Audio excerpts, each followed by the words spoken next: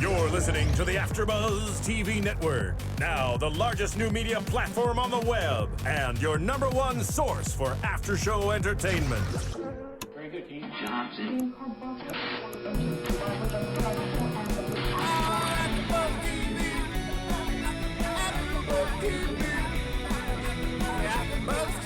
From the AfterBuzz Studios in Los Angeles, California, presented by Maria Menounos and Bing.com, and streaming live thanks to Akamai Technologies, this is AfterBuzz TV's WWE SmackDown After Show. We'll break down tonight's episode and get you all the latest news and gossip. And now, another post-game wrap-up show for your favorite TV show. It's AfterBuzz TV's WWE SmackDown After Show. There he goes. Yeah. There he goes. That song's going to be stuck in your head I know. all day long. All night. It's like, I want to go out and download it. Hey, well, welcome to SmackDown After Show. I'm your host, Ric Drasin. And today we have a few guests here. And my first one, before I get to the Ballard sisters, is a man that has been here before, who is a very well-known, a man outstanding in his field. No, he's not a farmer. Les Thatcher, for the past 53 years, has been a wrestler, trainer, a booker, a promoter, a TV producer, and a broadcaster. His awards include NWA Rookie of the Year in 1966, which was only just a few years ago. Day before yesterday. Yes, it was. A commentator of the year for Smoky Mountain Wrestling and Southeastern Championship Wrestling, and the best program of the year for Southeastern Championship Wrestling. He has held tag team championships and partners with Roger Kirby, who I remember very well. Yeah. Nelson Royal, Danny Miller, Dennis Hall, Whitney Caldwell, but not Ric Drasin. He has held the Southern Junior Heavyweight Championship belt and currently is working on a TV production consultant promoter for Heartland Wrestling and builder of tomorrow's champions. And his website is Elite Pro Wrestling. He has a training camp he does on weekends, and he just received the Mid-Atlantic Hall of Heroes. And Les has always been a hero in my mind, and this is Les Thatcher right here. I'm so happy that he's here because Les and I are cut from the same cloth, and you even told me that in an email. I did, didn't I? Held it in my we heart. have the same kind of goatee and mustaches. That introduction took up half the show. Well, So we can all go home now. That's a wrap. Thank you for watching SmackDown. We'll see you next week. And then across from me, I have two ugly mugwumps. Yeah, they shouldn't take long. That's right. The Ballard brothers. Hey. And then we have another guest in the studio from Monday Night Raw, right? Hop in Monday Night Raw, do WWE main event, Yes. all that stuff. We have a nice Jewish boy named Christian. Exactly. Nice Jewish guy named Christian Rosenberg. That's Absolutely. right. That thing That's is, all right. when you're on the couch there, it always sounds like someone's in the bathroom talking. He is. I pretty much am. He's Just be a satellite. You're sitting on the can right now, right? This couch is in my bathroom. Hey, Rick, don't talk like that. You know him with his bowel movements, and he'll be in the bathroom actually before the show's over. That's my start my day off, and it goes all day like that. It's just something that I have to do. Yeah. And Les, too, at his age, of course. Of course, he's got depends He on. knows when I go to the bathroom. All right, so we're here to talk about SmackDown, right? I guess so. Yeah. Yeah, why not? Why not? We're here. Why not? Okay, it opened up with a match. Yeah. It's straight to Whoa! the match. What the hell happened here? No And what a promos? match! Yeah. Yeah, that was a hell of a match. Yeah. Okay, now to match 2. Now, wait a minute. Like since we've been gone for quite some time, we're a little behind in the times. Yeah. Well, in life in general. Okay. Now, are there 2 Money in the Banks? I mean, what? No, there's 2 banks with money in them. Oh, I see. Yeah. Is that Bank of America and Wells Fargo? There's a SmackDown Money in the Bank. And Is there? I think Yeah, that's there's the way- one for the World Heavyweight title, one for the WWE I title. hear voices from the bathroom. There's also a bank Catch 'em and Cheat 'em. Yeah. Yeah, that money there too. Yeah. Okay, so that we cleared that up. Okay. All right, so let's go. Yeah, a little hold to hold in the beginning. Yeah. Yes, they had a lot of hold to hold. Jane. Yeah. Yep. Go ahead. Oh, no. Yep. There's a bunch of us here. No, I was just going to say, in the midst of the hold for hold, though, all my attention was on, there was just one, rabid fan on the front row. Yeah. He had rabies? Do you notice him, too? Yeah. He had rabies? He had rabies, apparently, because he was just jumping up and down, screaming for RVD, holding, he was just He had a whistle. He was blowing a whistle. he had the whistle, too. And, he was trying to almost, distract the TV viewer from the match. Was there anybody we know? It might have been. Yeah. You know, I kind of watched the crowd in the first few rows as a as a booker or a trainer, because that indicates what's actually more how what's going on in the ring affects people. Sure. Except for guys like this, who you think, okay, he's been here since 5 o'clock drinking beer.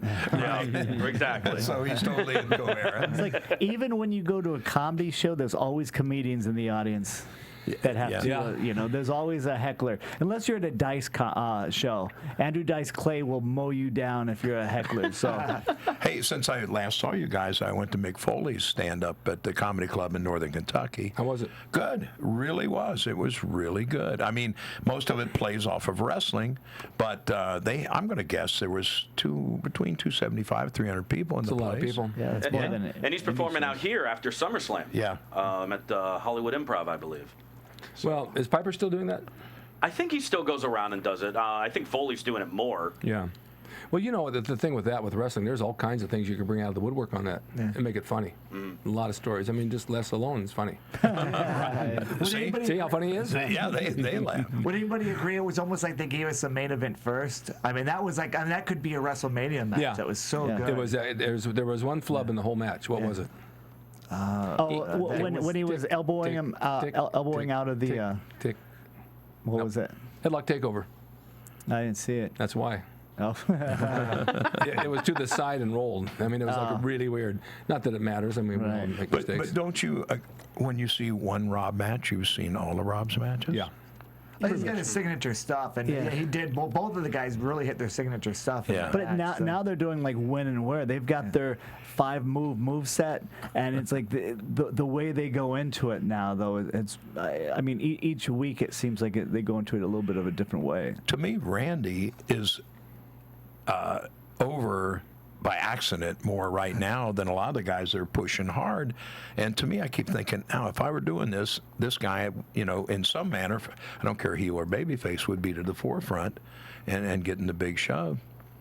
Yeah, like because the crowd was mainly for RVD in the beginning, but did you notice towards the end they were all of a sudden you could hear him more for Orton. The crowd just like almost magically Yeah. kind of switched mid-match. Like Rocky why do you think that, and, Christian? Drago. Yeah. Well, one thing, the crowd just absolutely loves it. It's obsessed with seeing an RKO for whatever reason. So no matter who he's facing, they just want to see him do the move, whether it's on his opponent, on the referee, on someone else interfering, or whatever. That fan in the front row would have That been fan on the front row would have been a great RKO.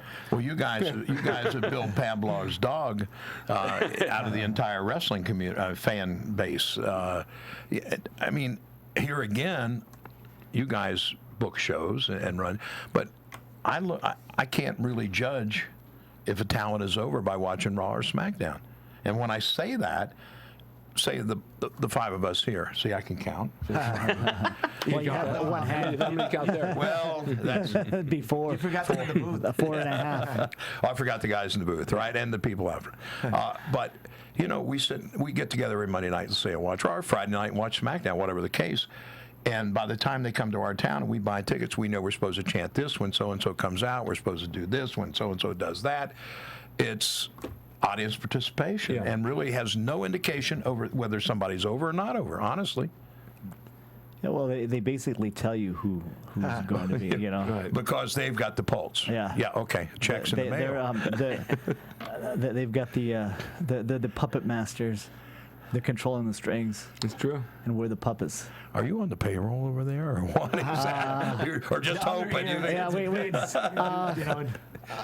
No. Is Vince in your headset now?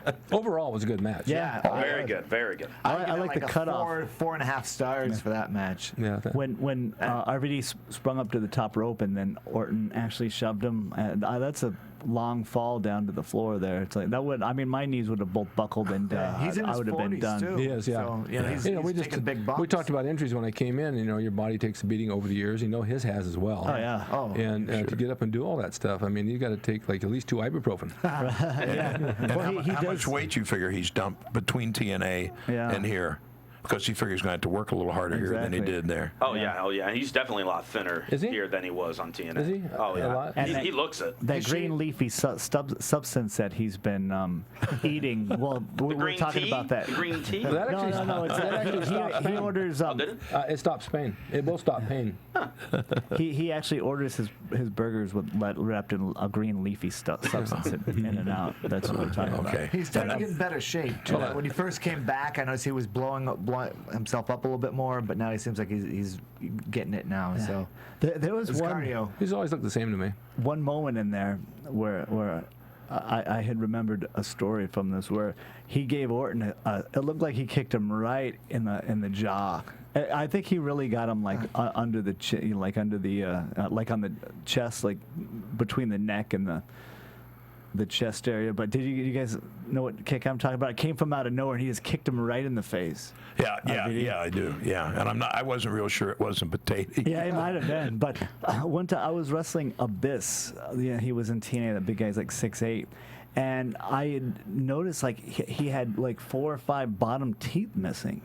And I figured he's a cool guy and everything. So I was like, well, did you get your teeth knocked out recently? Because I don't remember seeing them out before. He said, yeah, I was wrestling Rob Van Dam, and he did that kicked him right in the mouth, knocked his 4 of his teeth out. Oh my God! But then he said Rob even said he would pay for dental. So I guess maybe TNA don't cover dental or insurance. They apparently don't cover a lot of things. Yeah. So Rob felt so bad. He said, I'll pay for your dental, like to get your dental work done. But he didn't. He said no. He didn't take him up on it. I That was like a the funny finish story. though too. That was a great finish. Yeah, this it literally is, bounced off the frog splash right into up the into RKO. Yeah, RKO. That was sweet. Very nice. Yeah, it's well done. Okay, how about the Miz promo? Did we need to go in there with AJ?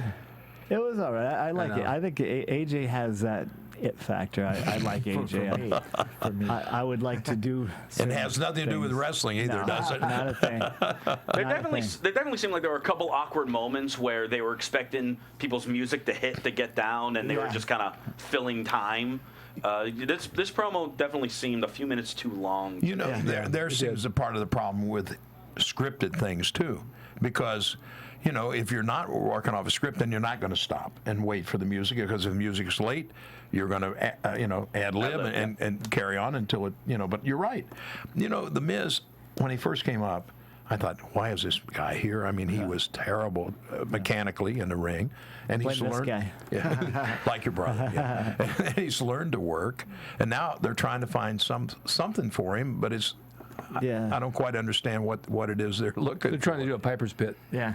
Yeah, I kind of because of his he came from the real world and his, I guess, reality background. They're trying to make it a reality based more. So maybe they're just seeing, they're throwing things to the wall and see what sticks. WWE in reality, that's Exactly. a big rumor. Yeah, because they don't even have anyone that he's feuding with right now, so they're listing him as the host of SummerSlam. Right. Yeah. Yeah. I mean, And he's able to book. is that? That's what I like. Well, since I'll book a match. Everybody there can book a match, right? I'm waiting for the janitor of the building to come out and say, well, since I'm the janitor of this building, I'm booking a match. Yeah, well, And then tonight, the last minute, even though they have hundreds of thousands of dollars at stake for the past 2 weeks, tonight we're going to change it. Yeah. And don't be surprised if you don't see the janitor actually, making a match. Credit goes to this man right here. the thing I didn't really like that much about that promo is the faces got their comeuppance there.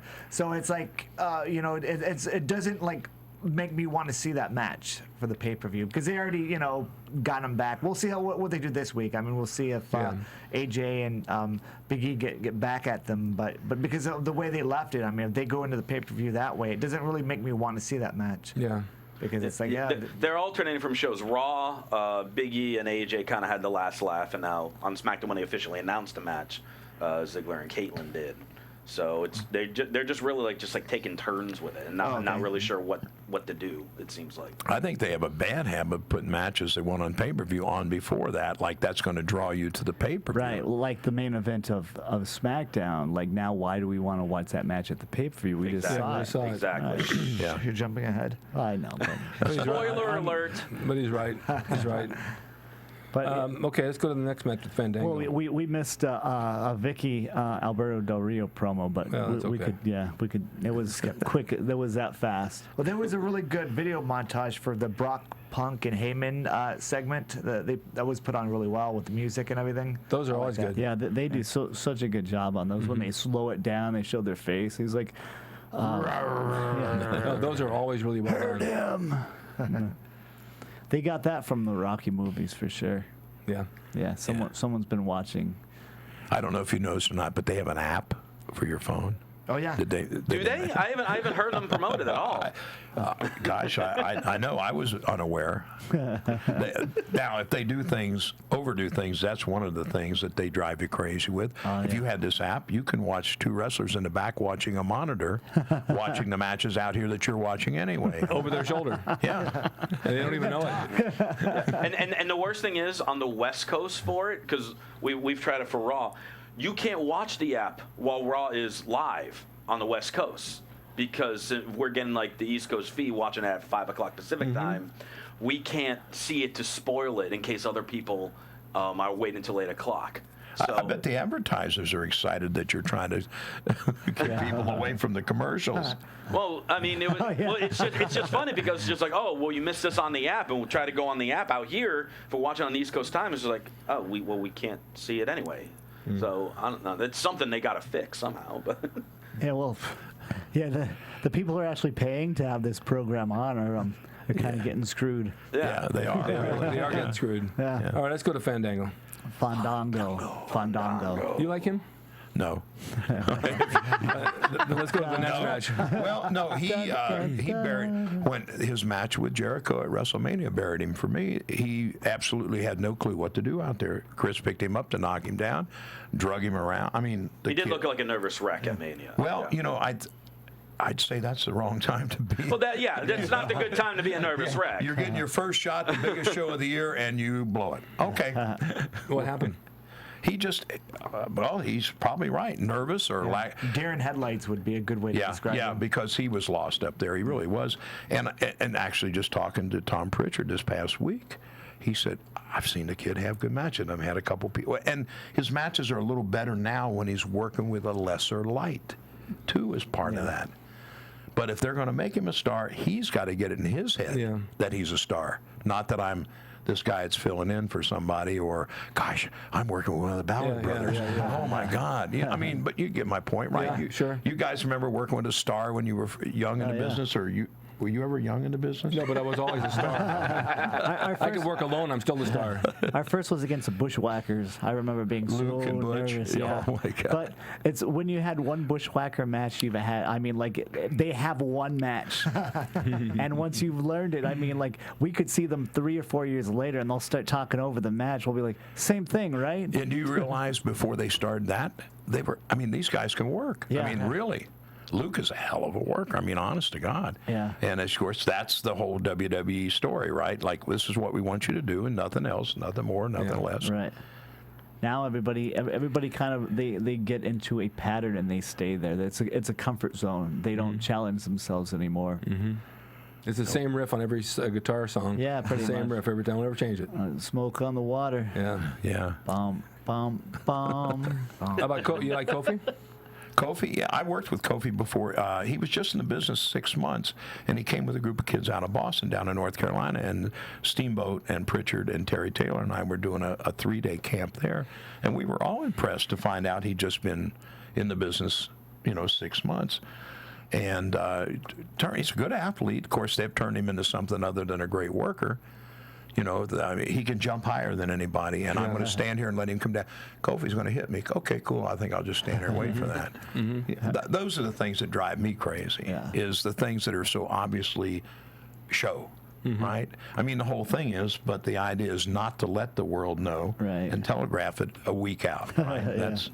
Did you notice that Fandango, he hit his shoulder in the pole, and then just like no-sold it, and then Kofi never worked it. It's like, why even do that? I mean, that's like a tide turner right there. Usually when you miss and you hit the pole, I mean, your shoulder is done for a little while, but there was no selling of that. It was basically they went right into something else, and it was wasted effort. Yeah, And, absolutely. and then when Kofi got hit into the post, then he was practically dead on it. Right. He took a great bump on that. He did. Kudos to that. He did. made that look Right. devastating. Now here's one thing that I liked. Well, Summer Rae, I like Summer Rae a lot. Now. Sure you do. All right. Like You're a vaginitarian. yeah, pretty much. Pretty much so. But they did use her. Like I like the way that they used her, because otherwise, why even have her out there? They used her to go into the finish. But I really think that it was such a good bump. And these guys, I guess, like they have to do exactly as they're told. He should have just rolled in and taken the count out. I mean, you still get a victory.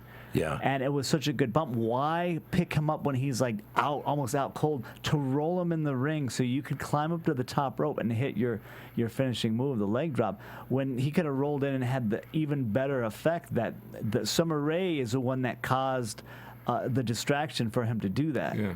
So that, I mean, there you go. There's a story right there. The spot was there to finish it, and they went. They took it too far, and they lost some of the steam they would have had on it there. There's a fine line there with that too, though. You got to know their timing's got to be just right, and some people don't get it. Right. Steve Austin said last week with WWE that there's a lot of overselling, there's a lot of underselling, and there's a lot of no selling. And when they do oversell, it's in the wrong spot. When they undersell, it's in the wrong spot. When they don't sell, they should be selling. And he says when someone does a drop toe hold, everybody sells their nose. Why are they selling their nose? He hates that. He says it's transition to a front face lock. You don't always sell your nose when you take a front face lock. I mean a leg Drop toe hold. Drop toe hold. Yeah. And it makes sense because there's selling where there shouldn't be. Right. And then there's no selling when there should be.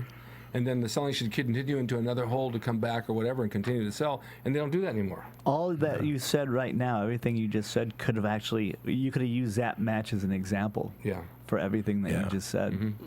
Yeah, He didn't sell the shoulder when he should have. Mm-hmm. He sold things, that he probably shouldn't have, and then. Yeah, they took it. They had a moment to take advantage of a great bump, something great that happened, but maybe they were supposed to hit the finish, and they figured, well, if I roll in and get a count out, I'm going to get in trouble. But I don't know as far as the writing what was supposed to happen. There's also time limits, right? Yeah. Yeah. You And somebody's in the referees here maybe telling them to stretch it out or to go home quicker. Exactly. Right. So you don't have time to finish the storybook. No. Yeah, and that's also what Austin said too. Is they don't give people enough time to tell stories because attention span is It's short. quickening. Yeah. But I think the attention span comes down to you and I in the ring. If we're doing the right things, we'll hold your attention. You guys trained people too. To me, I don't know what a rest hold is. Pigeons crap on statues if you're sitting there too long. Yeah. But if you got me in a hold and I'm fighting to get out, and you're working to keep me in, then we're giving the people something to anticipate. Mm-hmm. There is movement there, right? And if we're just sitting there, obviously, now you've lost me because they're not doing anything, and they do that sometimes. Right. It should lead to a hope. It's supposed to be a hope spot, so that they think something's coming. You give them a chance to bring them back up. Yeah. And you give them false hope. Well, you know how many people don't get that? Yeah, I know. Yeah. Well, it's like telling some of these kids that think they're baby faces. The people didn't pop big on you didn't have a comeback because you never went away. I mean, it was just an exchange of That's a good moves, idea, right? yeah. Mm-hmm. And so you didn't sell. I mean, how does that Shawn Michaels get those hot comebacks? Because he knows how to sell. Yeah. Or Austin, for that matter. As a badass as Austin came across, when it was time to get the heel over, he got the heel over. It's a thing you work together, and if we want the people to believe, you have to believe it too. Yep. Yeah, that's right. Whatever you believe, they'll believe. If you don't believe in yourself, they'll see it right away. Yeah. Okay, where do we go from here, Barrett? Well, Daniel Bryan interview, which was, I guess, short. And so I guess good. Yeah, then we go right to Barrett and Bryan. With the razor. Don't forget that. With the razor and the clean-shaven Wade Barrett. Yeah. And I'm clean shaven too. Is that a coincidence? Yeah. Because you're following him. Or are you going to be his partner at SummerSlam? Do you like Barrett? Yeah. Do you like? It was okay. I just, to me, throwing the challenges out there in front of Bryan, at some point that's old hat too, right? And why are we trying to stop you from getting a title shot? I mean, I understand if Ric's a champion and you guys are, or like Terry Funk used to be the policeman for Dory, right? When Dory was a champion. But there's really no rhyme or reason for this except, and I'll tell you where I think this whole thing of Vince not thinking he's the right guy plays a little backfire on them. When I was in North Carolina last week, I talked to a guy I know there. He's in his 40s. He's a wrestling fan, but he doesn't go to the websites. He doesn't watch. He just watches wrestling. And he said to me, "I hope Daniel Bryan doesn't win the title." And I said, "Why?" Because he's too small. I agree with Vince. But I thought, okay, how many people actually agree with Vince? The casual fan that doesn't study it like we do, right? So, what do you think as far as the fan base out there? What's the percentages of who studies it and who's just casual? I think there's more casual than there are that study it, I think, To me, given the opportunity to have something to do with this, I would have said, Vince, this is the one time where you need to grab that microphone and say, I seldom make mistakes, but I may have made one this time. And his endorsement toward the end would have, I think, done 100 times better to get Bryan over and set him up for this. Well, years ago, before WWE went national on their television, Years and years ago. And it doesn't seem like it was that long ago, but it was. And there was no internet. People just went to wrestling to enjoy the match. Yeah. And they go as families, and they go home, and they talk about, wow, this heel came to town. Or there's some guy came from another territory over here. You didn't know anything about him, but he was interesting to see because he brought his own flavor to the match. He's not out of a cookie cutter, no mold. And everybody enjoyed it. No one criticized, he missed a spot. No one even knew what a spot was. No. Right? And you go home, and you enjoyed the thing. And you believed it. Whatever you believe. Oh, it's fake. But yeah, but I saw him get mad. He wasn't fake. He wasn't kidding. And you had that doubt. And it's like magic. You always have a little doubt of how they did something. Like America's Got Talent. I see magicians on there. I don't know how they do what they do, but I'm wow, that's cool. Yeah. And wrestling has been taken away from that. It's too bad because there's too many internet marks and people who criticize every little deal or haters on YouTube, as we know many. They gotta find fault. Not here. There's more experts that have never taken a bump now than there are who actually have, right?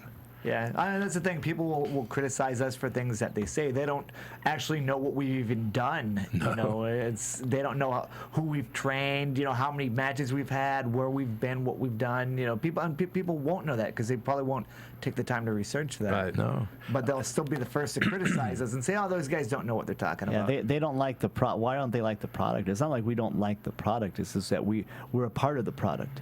So I mean, if you're a part of it, you're a little more. Critical maybe. And you see little flaws that they can't possibly see. Right. Because they're not looking at it the same way. That's the main thing. Oh, I get the same feedback in bodybuilding. How long I've been doing Rick's Corner with 8 million viewers now, and I talk about the old school bodybuilding, Here I get a Lifetime Achievement Award, and I say, who's the old guy? What's he know? What I know. Go do your research, for God's sakes. We had that happen up in New England a number of years ago. Harley Race, Steamboat, and I were doing a 3-day camp up there, and a couple of the kids came to me at lunch on the second day and said, a couple of our buddies from Boston wanted to come down. We were in near Providence, Rhode Island, and I said, wow, I'm sorry they couldn't, because they couldn't afford it or they couldn't get off. Well, no, their trainer said he didn't think you old guys could teach them anything. Oh, my God. Jeez. Oh, yeah, well, he's right. He's probably right, huh? Well, the problem was that the trainer was bogus, and he knew if they spent 3 days with the three of us, they would go back throwing rocks at him, right? How many trainers do you know that haven't been trained themselves? Yeah, we get, like, a lot of times people don't want to, like, bring us in for seminars and stuff because then it exposes them. Yes. As fools. Yeah, so then, like, that's one thing. And we never go on there and say, hey, what your guy's doing is wrong. We always tell, the first thing we say in seminars is this is your trainer. If anything we say, like, coincides with what he says, talk to him. But, like, if he's teaching him how to grab the right arm, we're going to say, no, that's wrong. Yeah. But we never go in there. Would you rather have him grab the wrong arm? Yeah. we never go in there and say, hey, like, this is how it has to be. We just give them another, option. You guys are a lot nicer than I am. Well, we had a camp at the Mid-Atlantic Fan Fest last week, 4 days of training, and it was Tully Blanchard, Dr. Tom Pritchard, myself, and Jerry Briscoe. And the kids, some of the kids that were there, you know, and you hear this, I see it all over the country. Well, I've been doing this X number of years, and they do so many things wrong. It's just, and the mechanics, I mean, where they're dangerous to themselves as well as somebody else and have no clue, you know, because someone taught them wrong. Right. True. Yeah. One thing I did know, did you see that, like, the knee to the face on the outside of that match when Daniel Bryan ran across the ring apron and kneed him? Oh, yeah, off the apron, yeah. That looked vicious. I mean, that looked like that was like a teeth missing knee. Yeah, there's some moves that look like that. Right. Yeah. Yeah, there's a lot of vicious. Like the winds of change that Barrett hit on Daniel Bryan in this one, to me, looked even more vicious than they normally do. When Daniel Bryan was running for like his drop kick into the turnbuckle, and he just caught him into it. Oh yeah. That's the highest I think I've ever seen anybody get out of that, you know. And it's a showcase how talented that guy is. I mean, it's not just what moves you can do; it's how good you could make your opponent look. And he made him look like $1 million with that. And he did. That was when I saw that. I actually had to rewind that, you know, because on a VCR because you know we I had to rewind that because I was like, wow, it looks so vicious when he did it. And then when he rewound it, something happened to the tape. You know, so we had to go on there. We had to like get. You went to the laser disc at that point. I thought like the match was good. I didn't think it did anything really for Barrett as far as like. And I've noticed this. What WWE does is they have the power to, you know, put someone in the background and then bring them to the forefront like in the matter of seconds, to where like Wade Barrett was. Well, he was never really in the forefront, but he was a contender. Now he's just nobody believes him. Yeah, and they don't understand why somebody doesn't get over instantly either. I mean, here again we're talking about attention span, but it takes a while. The greatest worker in the world, it takes a while to get him over. And you know, that's the thing they don't do with, you know, back in the day, and Rick can tell you, I think, if his mind's still functioning at all, there were guys, mid-card guys, heels and baby faces, that will say you came into a territory and they're getting you ready to work the top slot as a baby face. Well, this heel's going to work mid-card 2-3 weeks with you on an angle, and then he's going to get you over solid, and you're going to move up. These guys in that mid-card position sometimes are better working than the guys on top because not only did they have to get you over, they had to be able to do it without killing themselves because that was their spot in that territory. Yeah. A lot of that. But yeah, Brian's super over. Yeah, super over. And over with the yes lock too, which he does very well. Then we had the interview after that with Damian Sandow. Yeah, Damian Sandow was up next to the promo. I like him. With the professional Money in the Bank briefcase. Yeah, unveils a new I loved it. Loved it. Is that leather? Leather, I think. Yeah. I think it's pleather. Pleather, okay. They could afford real leather. Send them a bad email or something about that. All right. Then we had the Kane and the Wyatts. Kane dismantling 3MB. Yeah. I feel so bad for those guys. I mean, I know. 3MB, like he's Slater, even though he looks like me, and people say Looks like that. him too. Yeah, that's true. He's a really good worker. All those guys. Remember. What's the taller guy's name? Is McIntyre. McIntyre used to be like a he was dominating the chosen one. They called him the chosen one. And now he's just a joke. All those guys, it's like they're getting beat by one person, and this wasn't like a 3-on-1 where you had to tag in and out. No, this was just like 3 people getting destroyed. So yeah, and I remember, like you're saying about McIntyre, like the first time I saw him, he came out and destroyed Truth. Yeah. Right, and said, "You don't know who I am, but my name is Drew McIntyre." And I thought, "Wow, this guy's got something." I mean, the charisma was there, the look was there. Solid guy. Too. Yeah, his stuff is solid in the ring. And what was it? Because of his wife, they decided not to use him well, or something. who was his wife? It was she's now in TNA, Taryn Terrell. But she was in WWE briefly. Like they got married and she went nuts or something like that. What was her name in WWE? Tiffany. Tiffany. She really went nuts? I don't know, some type of crazy argument. I don't know the story behind it, but somehow she got fired, and then that put him in the doghouse. Oh, okay. Yeah, because he left for a while. I remember. Oh boy. Yeah. And the promo by Wyatt was incredible though too. Afterwards, how that would be the match that I would want to see on that because that would be what draws me the most to that pay-per-view right now. They show the rocking chair, and then all of a sudden he just pops into it. Yeah, that was really good. Well done. I told you what they remind me of. a backwoods, like kind of like this is the way this guy looks like Wrong Turn in the movie. You know, you turn in wrong, and then you got these mutants that live in a cabin that dissect people and tear them apart. The big Australian is a little clumsy, and it frightens me with the guys. I watch him start putting the boots to people. He pays no attention where he's throwing them, and then somebody told me that he hasn't been working too long, and it's obvious that he hasn't. Spot opened up for him, and he just kind of like you were saying right earlier, place, we right need to time. put somebody here. Okay, he's got the size, he's there. Yeah. The other thing I thought that was really incredible was that I did not expect at all was when they did the Brock Lesnar interview, and I mean he really put himself. I mean you really look at that because it was between Heyman and Punk. I mean, are the two that you're focused on. And all of a sudden, when he does that interview, it's like, oh yeah, he did do that. He did do that. He was a champion. And it really brought him out more. You know, as a it reminded you of just how bad of a person he really is. Yeah. You're just scared because that time he punked you out in the locker room. Yeah, I totally punked him out. Let's tell that story. Okay, well, what happened was everybody had their bags. Under the What table. happened was he got scared and ran behind me, and I had to stand up to him. No, everybody had their bags on the table. We changed on the floor. We were doing we had a dark match, yeah. And then we got our stuff. You know, long story short, we got dressed really quick, and we're getting ready to leave. We go back to get our bags, and Brock Lesnar is getting dressed in the hallway in like a folding chair. Someone goes, "Hey, Brock, you're the champ. Why are you getting dressed in the hallway?" He goes, "Well, I'll tell you something. He goes, if it weren't for the guys that don't have contracts getting dressed in the locker room with the guys that do have contracts." But what he's forgetting to say is that he stood up and got in his face, and then he backed up, and so I had to be the one that was taking the brunt of it. That's what really happened. But honestly, he was just throwing a tantrum. And if he would have walked in there, anybody would have said, "Here, take my seat." But he just wanted to kind of make a statement as saying, "Oh, all these guys are taking over my locker room." So it was in San Diego, which is a very small locker room, and there was a lot of like indie guys because they did some sort of skit. But we were the only ones that were actually wrestling, but we got dressed really quick and then got out, took our bags under the table, so it was out of everybody's way.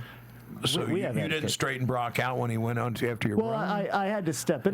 See, I'll tell you something too. I don't know what is with this guy. He's really nice, but he always gets threatened. Brock Lesnar, and then who was that wanted to beat you up? Not Billy Gunn. It was Hardcore Holly. Yeah, Hardcore Holly wanted to beat him up. I had to step in there too. Bob always wants to beat somebody. Because he was watching our match, and he was like him and Billy Gunn, and so they were like, oh, like that was we really didn't expect that from you guys. You're older, you guys were bumping like crazy, and then Bob Holly went to say something, and he cut him off, and Bob, you just shut your effing mouth, okay? Just shut your effing mouth, and then of course I had to step in front of him.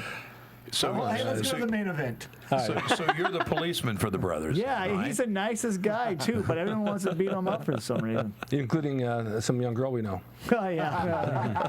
Let's go to the main event. Yeah. We only have a few minutes left. Yeah. Christian and Del Rio. Well, Christian has really been he hasn't lost a step. Not one step. I even saw him hit that Frankensteiner. I was the like, top rope. Yeah, nicely done. I like as far as this match goes. Christian's right here, by the way. Flew in. Good crowd response. Put on a lot of weight since I saw him. Yeah, right. They gave him a lot of time to tell the story, but the thing is, they gave him too much time leading up to the pay-per-view. This is the same match that we're going to see in SummerSlam. Yeah. Right. So That's exactly what I was they thinking. should have had somebody come out. I mean, I see the idea of putting Christian over so it makes it look like he's going to win, but then he really isn't, because that's going to be my prediction.